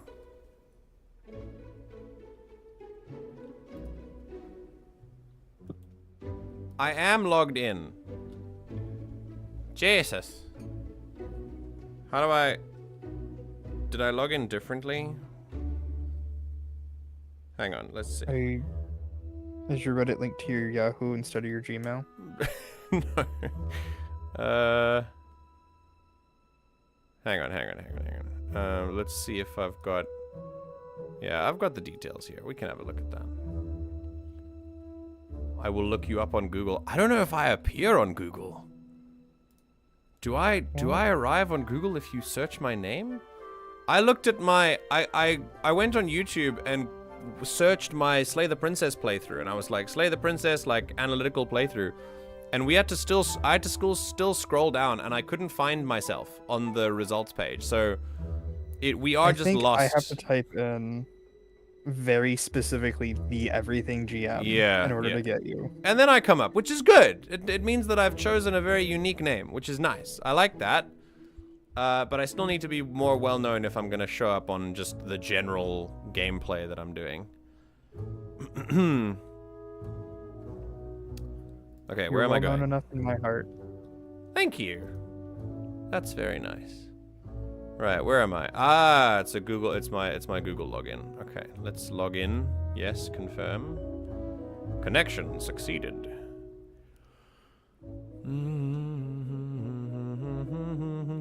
Okay. Ah, here are my communities. Very good. So, I would like... We're gonna look at some D&D stuff. So let's go with, there's Ask Game Masters. There's... let's see here. There's DM Academy, DM Lecture Hall. Very good. There's D&D horror stories. Yes, let's look at that. Yeah, we could also do some memes. There's D&D memes. I've been told that the D&D memes on Reddit are stale AF. I would have no clue. My BFF isn't answering my calls. Please help me. Okay, if you're calling a friend and they're not answering, your first thought should be they're probably busy, and that's okay. Give it some time. I tend to think my first thought tends to be that they're dying. Don't worry. Statistically, your friend is okay. There's nothing wrong. So just give it a little bit of time. Try again in 30 minutes, maybe, Lucky, if you really need them. If you don't really need them right now, then yeah. Is this a usual time? Do they usually respond like this? Do they usually, like, if you call them at this time, do they usually, like, pick up the phone? Is this abnormal behavior? What's going on? Okay.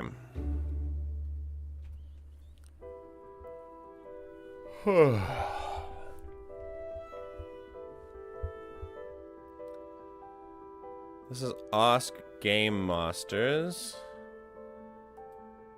I'm gonna go to the DM.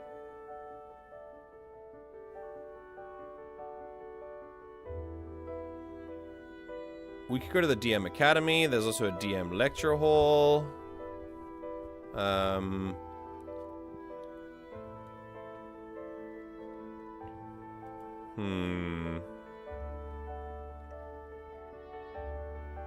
Damn. Horrible campaign leads me to going no contact with my sister. Damn, dude. People have had some wild stories. Yes, they always pick up. Okay, alright. So it's alright. I'm sure it'll be okay. We should think of... There's a very good expression that helps us calm in these moments. It's called horses over zebras. Right? Usually, the simple answer is the right one. If it's not, then we can deal with it later. But for now, we've got to use our brains. Think a little bit. What are they likely to be doing? Could they be busy with something? Are they seeing other friends? Are they still sleeping? Are they at school? Or are they working? Or is there something else going on there that is different? Also, hold on a second. But Lucky, do you go to school? Because if you're in the Philippines, then it's like, isn't it school time right now? I am very interested in this. Okay,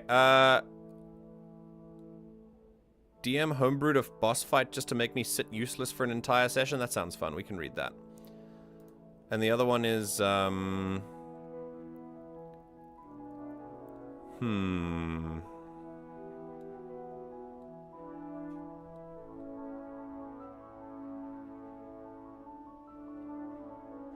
how to create a combat encounter that makes the players feel like badass heroes without it being boring.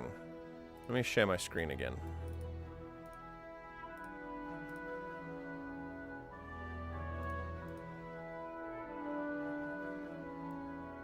I don't know if it's school time, bruh.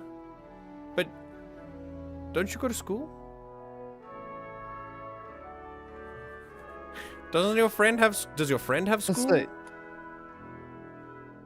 I do remember you mentioning you're a minor. Yeah, I thought you were. If you don't have Discord for that reason, then I'm confused.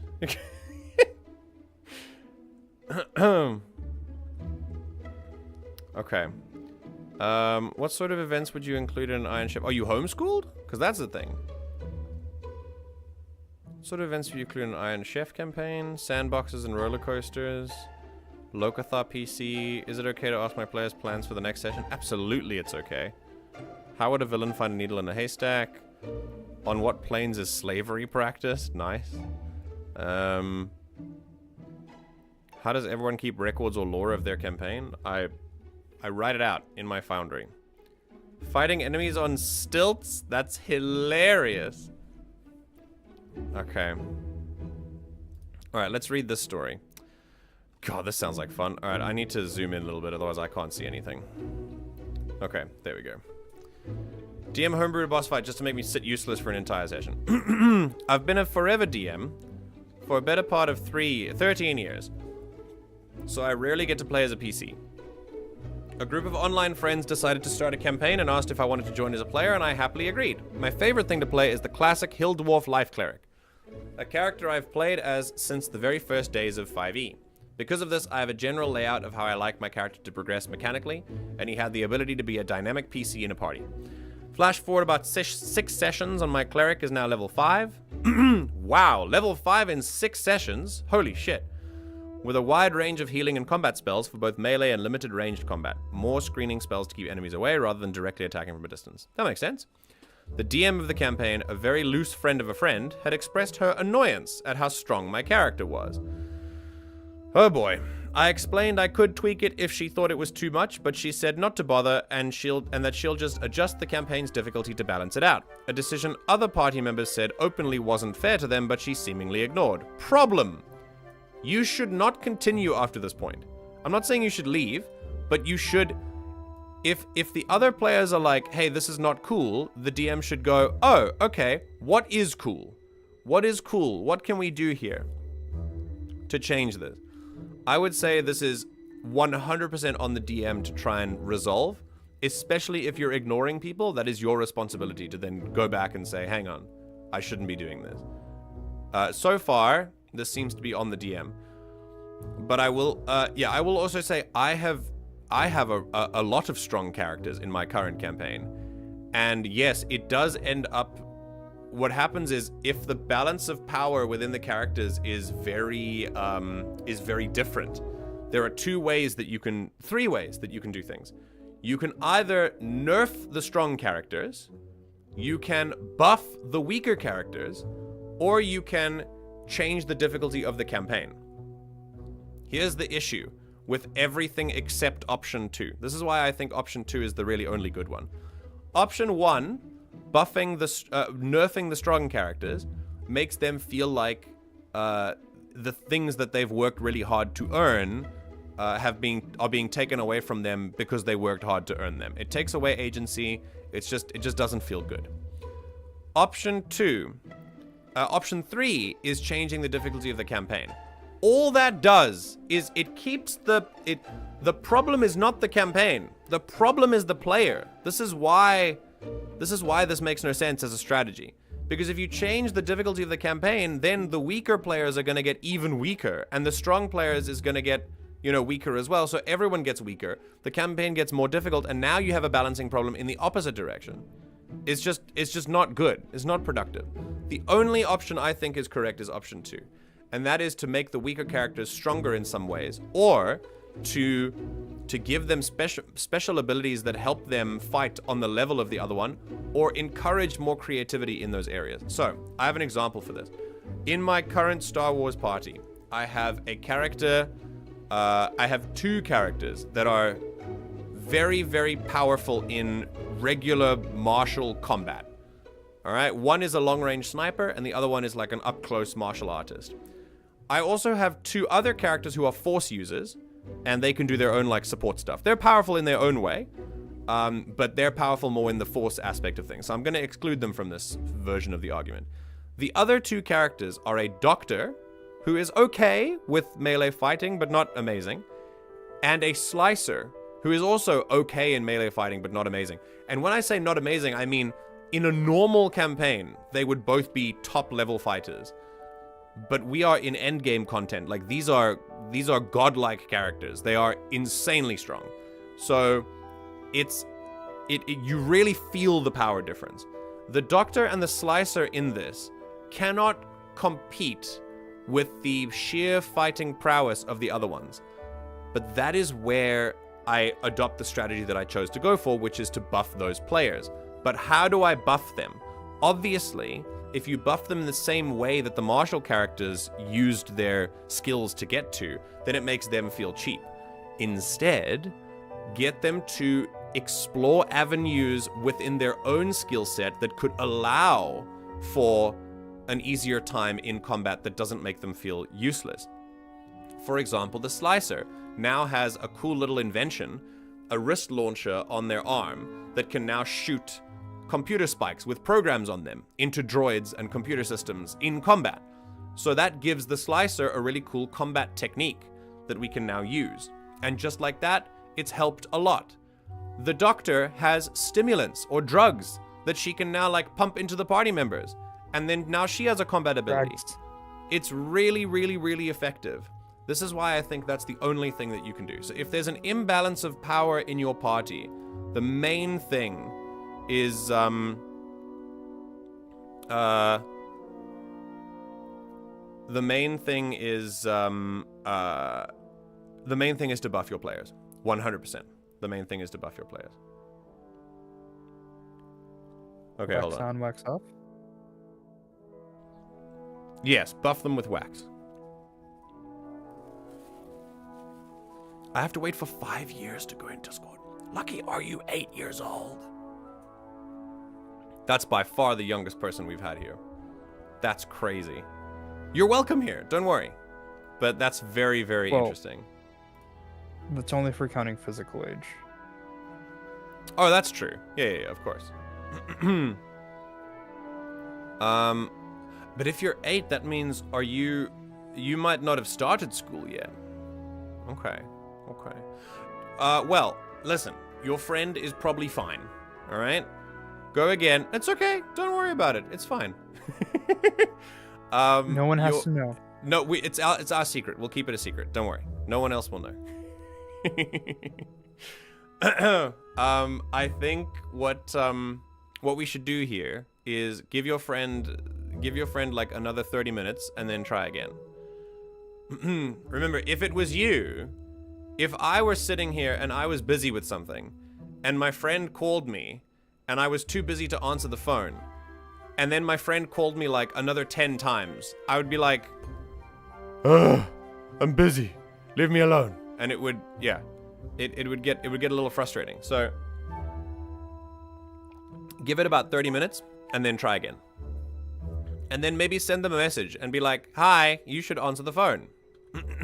Okay, anyway, let's continue the story because I'm interested in this. It's on the DM to do this, by the way. As the story arc we were in started to wind down, the main baddie of the arc was revealed. A flying, teleporting demon, possessed troll with 50 feet of movement. Okay, that sounds scary. Conveniently, everyone else in the party had found magic items, potions, or spells to allow for flight or teleportation as well, except for me. Oh boy. The next 2.5 hours consisted of the boss kiting every possible attack my character could have tried, while other players failed to do any meaningful damage or end the fight. One player even attempted to cast a spell to allow me to fly, which resulted in the boss conveniently casting counterspell against it. That's crazy! I've never heard of that being done. Interesting. If it happens without the context of the previous paragraph, that's a really interesting use of counterspell, which would make me go, damn, they really don't, they're quite a smart bad guy. Like, that's so cool. But it seems kind of suspicious. It seems a little bit suspicious. You play Roblox? I do not play Roblox. I know a lot of people who do, but I do not. Okay, my cleric was basically relegated to either casting the occasional healing spell whenever a party member really needed it, or trying and failing to do anything of value combat-wise. I eventually thought to ask if I could cast Banishment, and if I rolled high enough, choose the dimension the boss would be sent to. Ah! The rest of the party thought it was a great idea, and we chose to attempt to send it to some form of uber hell that was connected to the plot. When the roll succeeded, the boss was banished for a moment, hoping that the shock of the trip might stun and scare the boss into fleeing or surrendering. Plot relevant based on what we knew about the boss prior to the fight.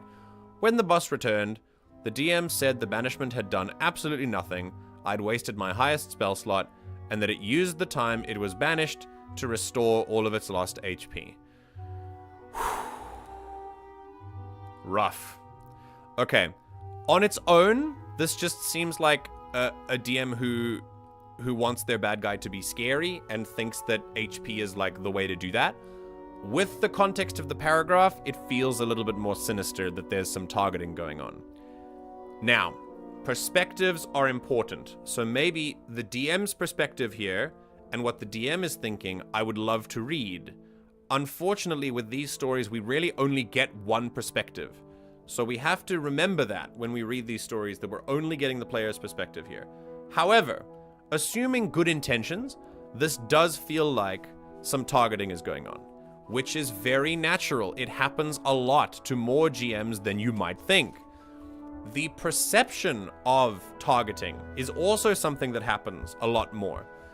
Often, the game will adjust and the enemies will adjust to what a strong player is doing, and then the strong player, as a result, feels targeted. I have had these moments before myself, and I have had to realize when I am, without thinking about it, countering a specific player's playstyle or something of the sort.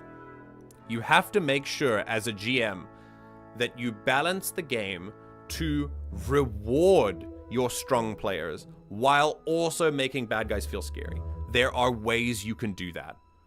One of the ways you can do that is by giving them strengths that don't necessarily directly counter the playstyles of the strong players, but are still strong themselves. It's a very delicate balance, especially with powerful people or powerful characters, but it is possible. I maintain that it is definitely possible. Okay. We had been sat in the session for nearly 3 hours by this point, had done little in the way of combat damage, attempted a non-combat roleplay solution, which I think should just work, and basically lost all progress. The group then decided this was taking too long and we just have to finish it another time. Everyone disconnected from the call, but I messaged the DM to explain I was a little frustrated as it felt like the boss was punishing me specifically and creating a boss that was simply unfun for the rest of the party to fight. Okay, before I even continue, I have had this exact situation happen to me where there was a very powerful enemy and a player, that powerful enemy was attacking everyone.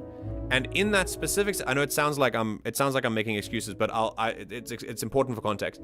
In that situation, the other players were either out of sight, not available to target, or or attempting for the bad guy to like actually capture. And in that situation, from the player's perspective, because that player was the only one that was a viable target out in the open, it felt like it was targeted. It felt like they were targeted when the bad guy kept like hitting them with abilities that got them down and almost killed them. And it was quite rough. And that feeling really sucks. I get that. So I made it very important to explain my reasoning behind it, but also to validate the player's concerns and say, is there anything I can do to help you next time? Can we figure this out together? And that is, I believe, the approach that GM should take here. If before this even happened, the GM should have listened to the other players and gone, okay, I'll try something different. But now that the damage has been done, it's the GM's now responsibility to say something like, okay, how can we do this together? What can we do to fix this? Because yeah, you're right, I am feeling like this. You're not crazy for feeling like this. I do feel like you're a bit strong. How can we fix this? Okay. I'm curious if the counterspell was the only instance of the boss using it. I don't know. Because if it is, that's a bit wild. Also, just giving counterspell to any enemy to make them scary is also, I think, lazy. Counterspell should be used when it makes sense. I think just using it so that you can be like, oh wow, my bad guy has a no button, like it can get cheap really fast. Sometimes effective, but oftentimes not. Okay, the DM explained that it was my fault for not considering a boss that could fight that way, and that it only made sense realistically that my cleric couldn't be good all the time. Okay, so the last thing on its own, that your character can't be good all the time, is true. And I think that players who make characters who are strong should realize this. that if you've made your character strong, especially if you've made them strong in a certain way, it's important to remember that there are going to be adversaries that you fight that are more powerful than you. And that is okay. The point of tabletop is to fail and to learn from failure. That's the point. It's not a power fantasy, unless you want it to be. If you want it to be a power fantasy, that's it. But in my game specifically, or in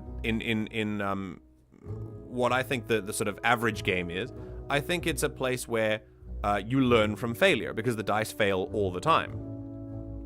So with that said, it is good to remember that failure is just as much a part of the system as success. And understanding that even the most powerful characters will fail from time to time is very important. However, in this particular situation, it feels like they were failing all the time, and that does not feel very good, which I understand. Also, my fault... yeah, go on. All of the other characters got something that allowed them to be able to attack the boss. Absolutely. But the cleric. Yes, absolutely. That is what makes it feel different as well, for sure. I chose to ignore the message since I felt it was dumb to argue over a game, told the party I wouldn't be continuing in the campaign, privately sent them the message the DM had sent me, and left. Okay. I think at this stage, fine, you know, if you want to leave, that is your choice. No D&D is better than bad D&D. However, maybe there should be one step before that, and maybe you should give a message and say, this is a boundary I'm willing to set. I don't like this. If you want to continue with this, if you want to have me in the campaign, I want to see things change, but if not, then I'll be going. And then if they say, okay, cool, bye, then leave. But I think a lot of people cut people out of their lives a little too suddenly, and a lot of people leave a little too suddenly, and I think it's worth talking about first. Very clearly, it doesn't seem like the DM is open to communication here with what the player is describing, but it also doesn't feel like the player wants to conflict with the DM here either. I don't think the player wants to fully communicate. They would rather just go, this is my problem, and if you're not going to fix it, I'm going to leave. And this seems a little... it's more collaborative than that. Anyway, TLDR, DM thought my level 5 cleric was too OP and homebrewed a boss designed specifically to make my character useless in a fight while subjecting the rest of the party to a 3-hour session that ended in no progress made. Edit for clarification. First, as pointed out about my cleric using banishment, this occurred several months ago, so I'm likely misremembering my exact level. Second, I know banishment just needs a save from the target, but I asked the DM if I could roll on my own to choose the dimension as well as having it save. Lastly, yes, the party did dissolve not long after this, but not entirely due to my leaving. This was just one of many players' grievances with the DM. Okay, if they have other grievances, then fine. You know, DM that needs to learn a little bit more about how to be a DM, and that's cool. You take some time, you learn, and you come back stronger. Yeah, I was gonna say, I agree with this first commenter here. The DM sounds adversarial, which is a word I hear quite a lot.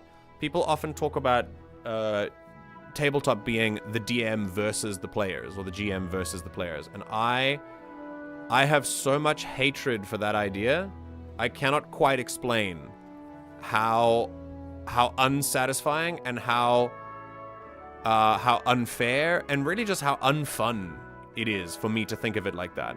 Because remember, you're the GM. If you want to win the game, you can win.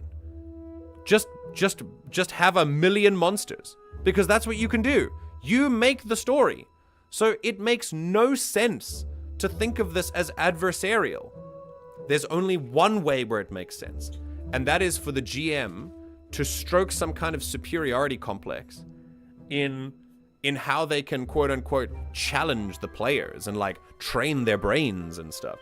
It feels like an arrogance contest where the GM has this moment of, yeah, it's me versus you, and I'm gonna give you a tough challenge and see if you can match my wits and beat me at my own game. And the reality is you're the GM. Throw 3 gods at them, and then they die, and then you win. And great, cool, fun story, you win. Adversarial, right? Isn't that a fun way to play? It's not. It's not a fun way to play at all. Don't be like this. I know that everyone has their own way to play. I know. But I can't help but feel that this just is not it to me. It's just not the vibe. You're not attacking your players. It's not GM versus PCs. It's the world versus characters in certain situations. It is the GM and the players, not against the players. Yes, Alfred, what did you say? 1 million lines. Exactly. Yeah. The party just kind of slowly dissolved at that. No big argument. People just kept missing sessions or saying they weren't going to make it. The DM did leave a kind of passive-aggressive message saying, since we've missed so many games and attendance is low, this campaign is over. There was a bit of drama over an NPC that was played very poorly, but that's it. Yeah, fair enough. It sounds like you attempted to converse with the DM about this. Not only that, but you've offered the DM ways to tweak your cleric to adjust to the party and difficult if she felt that this was far too OP for her campaign. Honestly, it sounds to me she was petty and didn't want a simple solution. The best thing you did was send a polite message to the party and leave. Honestly, the only thing I might recommend is asking the party if they'd be down to find a different DM. Not that you need to DM the campaign yourself, but the group and yourself may benefit from finding a new DM that listens to their players rather than making a fight targeted and unfun. I agree with this. I'm not as aggressive towards the DM here as being like a terrible person. I rather just take the view of many GMs just need to spend some more time learning what it is to be a good GM, and remember that we're all learning to be a good GM, and the way that you can learn that is by being open to your players. And putting your foot down is a very rare solution. Yeah.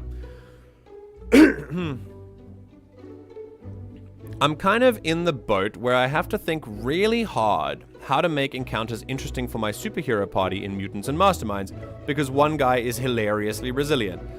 Yes, so there are always...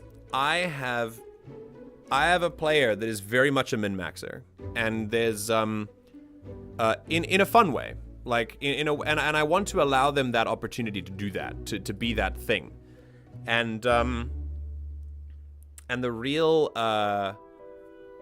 the real issue then becomes me and us working together to make sure that the fun is had by the entire group. And thankfully, my strategy is to constantly ask that player in specific, what can we do to help this be more fun for everyone when they decide to have yet another upgrade that will give them a disgusting combo. And it's tough. It's tough. Hi, Taters! How was the script read? It's tough because I have like... It's tough because as a player who has a tendency for min-maxing, not myself, but if you are someone who does that, and I do have that tendency inside me. I try not to, but if I think about how a min-maxer thinks, it's very easy to think of yourself as a solo act in a group setting, and that's not what tabletop is. As a player, you can't be that. As a character, you can start being that, but eventually you've got to learn to be a team player. And as a player, you've got to be a team player. 100%. You've got to learn that. That's the most important skill in tabletop, besides communication, is teamwork. So to try and to keep kind of building yourself in a way that's distant from the party without a way to integrate with them is going to leave you disappointed really, really quickly. Lad has immunities out of the wazoo and plays what is in essence a brick wall that punches hard. Funniest part, he rolled the character randomly. The dice gods gave him the amazing brick wall that is immune to many things. That sounds hilarious. I would have so much fun working with that. That sounds like a lot of fun. So the thing is, you also don't have to challenge character. If characters are really good in combat, you can challenge them in other ways. You can give them other things. I don't know if I'll be holding the roll pass today, but the show is going to be amazing. Yes, wait, why not? Were you a stand-in for someone today? Still, that's so cool. I'm so happy for you. Okay, we're about to end, like, soonish. I don't think I'm going to let this go for much longer. It's one thing to be occasionally ineffective, either due to a bad decision you or the party made or just bad rolls, but for a DM to specifically meta-design an encounter to single you out and effectively punish the rest of the party in the process for relying on your character's support, that DM is bad and nobody should be playing in their game. No D&D is better than bad D&D. I agree with this as well. I think it depends. There's a lot to learn as a GM for there's a lot to learn as a GM when it comes to singling out that kind of stuff, and the fact that the bad guy was inherently designed to be this way is also a little bit off. There's still more, not much more, Lucky. We'll be ending soon. He's playing a golem. He can't be affected by anything using the fortitude stat, poisons, most paralysis, debuff type afflictions, etc. And he's also immune to things that mess with the mind. That is so interesting. How do you counter that? How do you make a challenge for him? What is that character's challenge if it's not that? Basically, the person has sort of been MIA, so they asked me to read, but someone else was interested in the role. Oh, okay. This, combined with the sheer resilience of the character, makes it hard to affect him with anything beyond villains that punch really hard. Then give him that. Give him the villains that punch really hard. Not to kill him, but to make him feel cool that he can take them on like that. What I love to do when characters get something that is very powerful, I like to give them a chance to use it on something that can really make a difference. I want them to feel cool with their new abilities because they've earned them. Are you going to stream again later? If you are, can I choose the game? Oh, there's a huge list of games that we play. If you would like me to play a game, then you can tell me here if there are any games that you would like me to play, and I can play them in the future. But for now, I have games that we currently play as a series. So in the evenings, we usually play Mass Effect 3. And when that's finished, there are some other games that I already want to play. I would appreciate the suggestion, though. So if you want to suggest a game, that would be totally cool. I don't know if I would play it soon. It might take a very long time for me to actually get around to it. But you can suggest a game. I probably won't play it in that stream, though. You can suggest it, and then when I'm done, I will think about it and get around to it. And yeah, I will stream again later. Evening stream. That'll be Mass Effect in about 10 hours from now. Yeah. Lucky can't join Discord, taters. Then those villains that punch really hard will absolutely paste the rest of the group. Only put the villain against the big guy, though. That's the thing. Like, maybe the villain that punches really hard sees the big guy and goes, I want that. And the rest of the party can do other stuff. So if you design an encounter, for me, it would be design an encounter that has different elements to it. That, this is just advice, you don't have to take it, but the design would be something akin to, there's a big bad that can punch really hard. The golem is like, I got this. And the rest of the party has to do other stuff. Either whether it's like fighting lesser bad guys, but also it could be other puzzles they have to do before the golem eventually gets like overwhelmed. So there's like a ticking time bomb maybe that you have to work on, or the villain is doing something else in a different part of the map that they need to get to while the golem is fighting. And yeah, like, you know, play to those roles. Off the top of my head, that's something that I could do, but I think I would need more context to get more of a specific situation. Technically they have, taters. This is what's so weird, is that I can see the username inside the Discord. I think it glitched out a little bit. Yeah, very, very weird. Anyway. Are you okay playing with other people? Yes, of course. If we are playing a game like... So when we play a lot of party games like Party Animals or Gang Beasts or Stick Fight, and or we play board games together as well. And if you have the game, then you can join us. So if we have that, then that's great.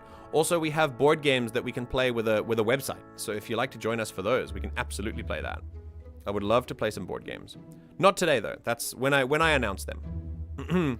So if you're in a stream and we're playing board games that you can suggest, or if you want to recommend something, then I will let you know, and then you can tell me. Okay. Yeah, this is pretty intentionally targeted as a thing. And I think that's the last thing that we'll do today. I don't think there's anything much that I feel necessary. Unless anyone else wants to talk about anything tabletop related. So let's see. Is there anything else anyone wants to talk about today, tabletop-wise?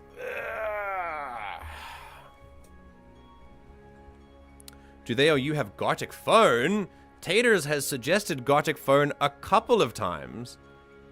Do you play Gartic Phone? It's on my list. Gartic Phone is on my list.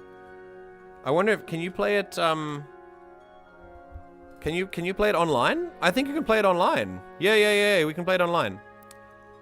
Lucky, I promise you that the next time we have a, the next time we have like a party game or like a board game stream, then we can play Gartic Phone. That can be one of them. I give you my word. If you're around and you want to play Gartic Phone, we'll be there.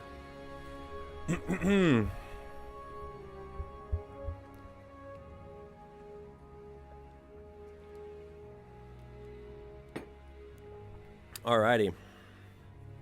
I think that's gonna be about it. If Taters, Gartic Phone. I think you mentioned it a couple times as something we could play. Lucky wants to play it as well. So we should do it. Maybe you should pay attention.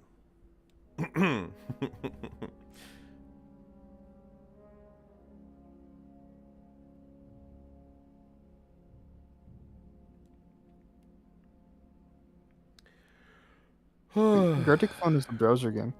It is a browser game, yes. Oh, it wasn't you? Someone mentioned Gartic Phone. I can't remember who it was. Maybe it was someone else. I must have misheard the question. Sorry. No, that's fine. Yeah, it's a browser game, so it can definitely be played. Awesome. Kage. Shuzore. Alyojo. I'm doing an errand for Hewan soon, so I need an address. That's what I asked for. But it's Korean Day today, so I'm sounding it out. Alright, everyone. Anyone has any things to, anyone have anything to add? Any stories they want to share? I'll give you a couple minutes before we end things for today. Cramorant Druid, Wildfire Druid. What familiar. Wildfire Druid? The familiar that they get. A Cramorant. But it's a Cramorant. What is a Cramorant? It's a Pokemon. Nice. Does it look like it would match for does it look like it would match the Wildfire Druid? I can't remember exactly what kind of duck it was, or what kind of bird it was. Oh, it's a duck. Okay.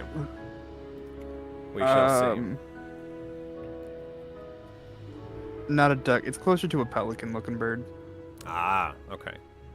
Not quite as big of a beak, though. 9 hours. I'm counting down for the next stream. 9 hours and 41 minutes. Boop.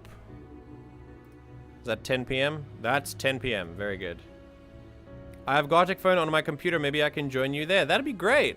That'd be really cool. So if it might be, I don't know when the next board game stream will be, but when it is, I will let you go. I will let you know. Garlic Phone? I too have Garlic Phone. It is delicious.